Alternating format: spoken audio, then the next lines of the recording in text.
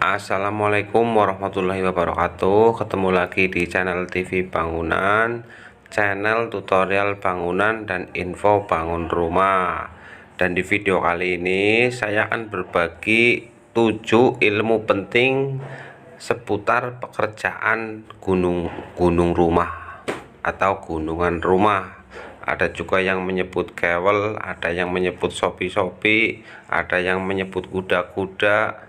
Nah, sama saja ya intinya ya. Oke, apa saja 7 ilmu penting yang akan saya bagikan kepada kawan-kawan? Langsung saja, nggak usah berlama-lama. Yang pertama yaitu profil pasangan bata gunungan. Jadi saat kawan-kawan membuat gunungan rumah, untuk profil pasangan bata gunungan jumlahnya ada 3 Mas Bro untuk satu gunungan. Nah, seperti yang kawan-kawan lihat ya, 2 di kanan dan kiri profil pasangan batanya ya, kemudian 1 di tengah. Nah, ini masing-masing mempunyai fungsi sendiri-sendiri ya Mas Bro ya. Oke, kita akan bahas dari yang profil pasangan bata di kanan dan kiri dulu Mas Bro. Ini yang di bagian depan. Jadi untuk profil pasangan bata di bagian pinggir atau depan begini ya, ini untuk tarikan benang kerataan pasangan bata Mas Bro. Kalau lot sudah pasti ya harus lot. Nah, ini fungsi kedua selain lot, untuk level rata pasangan bata. Nah, ini kita lihat yang di belakang juga, ini pasangannya tadi yang di depan ya. Jadi untuk profil di kanan dan kiri ini fungsinya untuk kerataan pasangan bata. Nah, ini di bagian pinggir kawan-kawan bisa lihat ada tarikan benang. Ini untuk kerataan pasangan bata. Kemudian yang di tengah ini fungsinya untuk tarikan benang kemiringan dan juga patokan tinggi gunungan Mas Bro. Nah, ini yang ada benangnya ya, ini benang kemiringan sekaligus patokan tinggi gunungan. Nah, kalau dilihat dari samping seperti ini ya, jadi 1 di tengah untuk tarikan benang kemiringan dan tinggi gunungan, sedangkan di kanan dan kiri ini untuk rata pasangan bata, supaya rata ya begitu ya. Dan kita lanjut yang kedua Mas Bro, untuk ilmu seputar gunungan yang kedua yaitu tarikan benang kemiringan. Nah, kita lihat lebih dekat, kawan-kawan bisa lihat ya, di sini ada benang untuk tarikan kemiringan gunungan.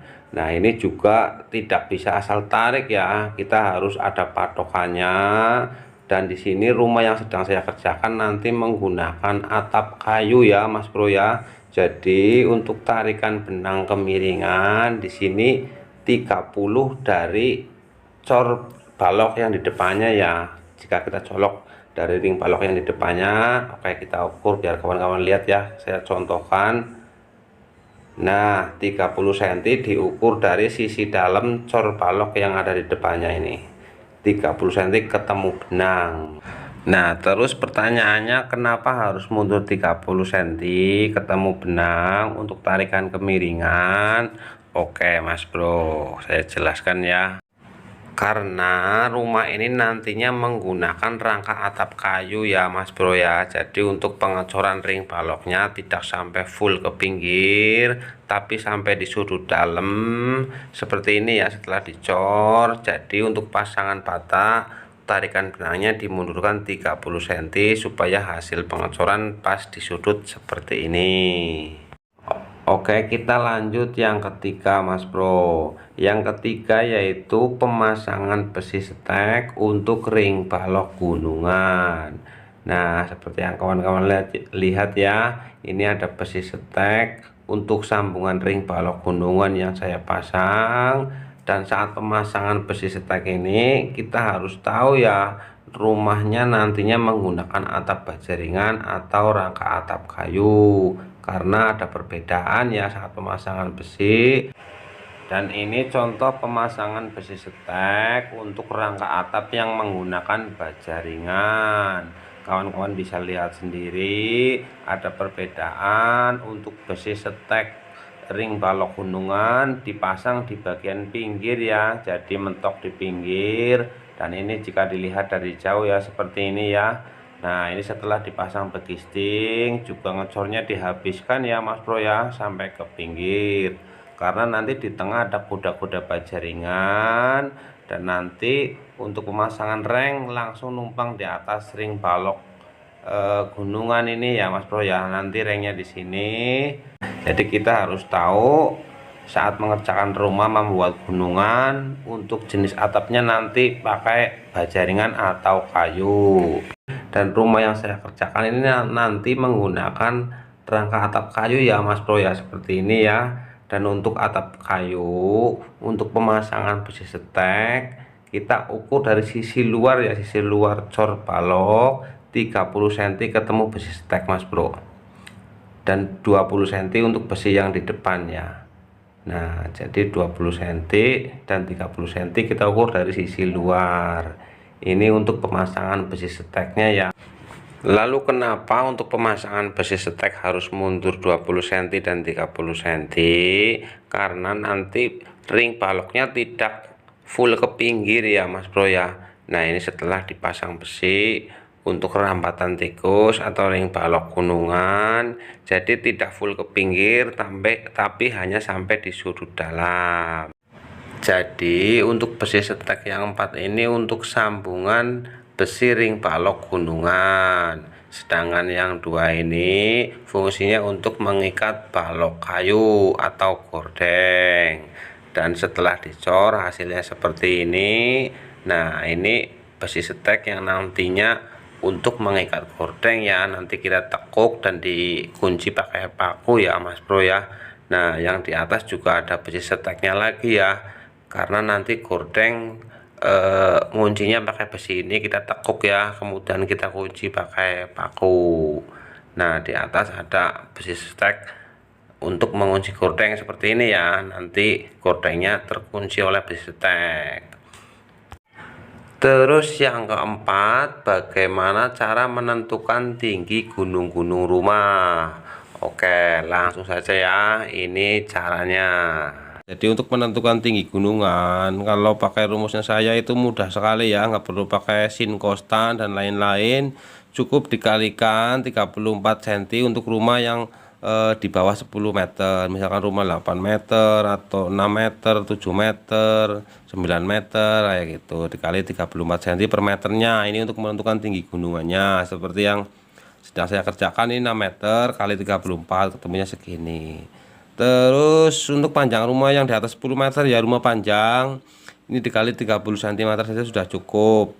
Misalkan rumah 10 meter atau 11 meter dikali 30 cm saja. Dan nanti jika atapnya ngedrop, nanti kawan-kawan jadi pakai yang mana? Kalau pakai yang 34, jadi ini ikut dikali 34. Kalau pakai yang 30 cm, berarti nanti yang ini ikut dikali 30 cm. Kayak gitu ya Mas Bro ya. Oke, itu tadi cuplikan rumus tinggi gunungan. Saya ambil dari video saya yang lama ya. Dan untuk rumah ini panjangnya 8 meter Mas Bro. Seperti rumus yang kita bahas tadi, untuk panjang rumah yang di bawah 10 meter kita kalikan 34 cm per meternya. Jadi 8 meter kali 34 cm per meternya hasilnya 272 cm. Tinggi gunungannya jadi 272 cm ya. Ini sudah 0 sampai coring balok atas. Nah untuk atap model ngedrop seperti ini, otomatis ini gunungan yang di sebelahnya lebih rendah ya. Nah bagaimana supaya hasilnya nanti bisa pas? Jadi sama ya, kita kalikan dengan 34 cm. Nah karena ini 8 meter, kemudian dikurangi L di bagian depan 55 cm, sisanya 7 meter 45 cm, kita kalikan 34 cm per meternya ya, hasilnya 253 cm. Jadi tinggi gunungan yang ngedrop ini 253 cm. Ini sudah 0 cor ya Mas Bro ya. Nanti beserta ring balok pokoknya udah top cor begitu. Kita lanjut yang kelima Mas Bro. Untuk yang kelima yaitu tiang gunungan. karena banyak yang bertanya seputar tiang gunungan.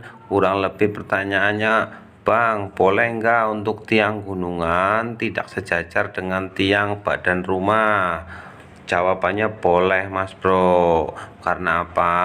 Karena untuk rumah satu lantai ya, bukan rumah bertingkat, itu posisi tiang itu berdasarkan sekat ruangan ya, Mas Bro ya.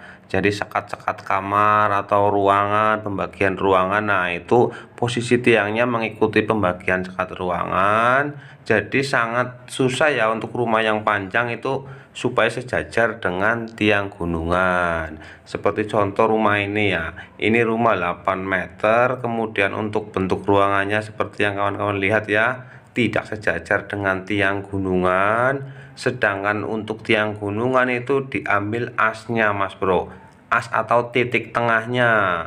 Titik tengahnya itu adalah tiang gunungan yang di tengah, sedangkan untuk tiang badan rumah itu berdasarkan sekat-sekat kamar begitu ya. Jadi sangat susah untuk mensejajarkan, kecuali rumah ukuran 6 meter misalnya.